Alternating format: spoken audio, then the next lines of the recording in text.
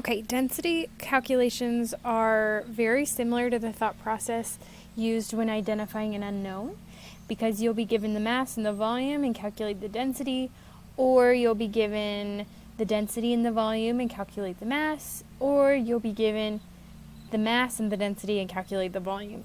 So we're going to take a moment just to kind of pick apart this equation, D equals m over v.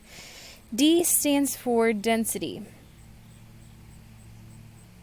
And density is measured in grams per centimeter cubed or grams per milliliter. And remember in the last video we talked about how centimeters cubed and milliliters are the same.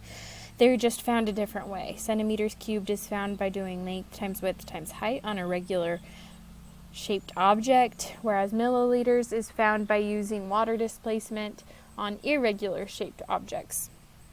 The mass is represented in the equation by little m, measured in grams.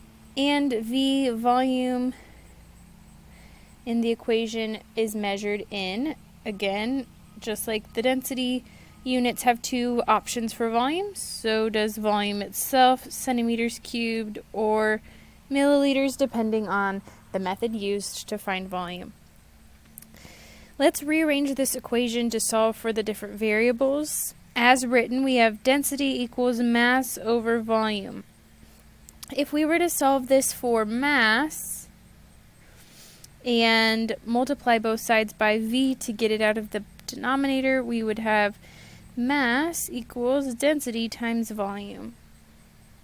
And lastly, to solve for volume, we could divide both sides by density and you get volume equals mass over density. So there are three different ways you can solve just rearranging our same equation using some algebra skills.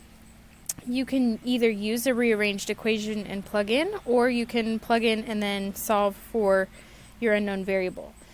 When you have a problem, list your variables D, M, and V, since that's what we're solving for, and then find your values, plug them in, and then we'll put them into the equation. The student measures the mass of an 8 centimeter cube block of brown sugar to be 5.77 grams.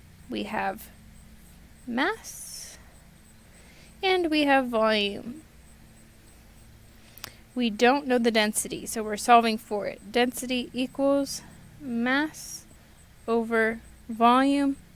Plug it into your calculator and you'll get your answer with units grams per centimeter cubed, because those were the units used in our variables for mass and volume.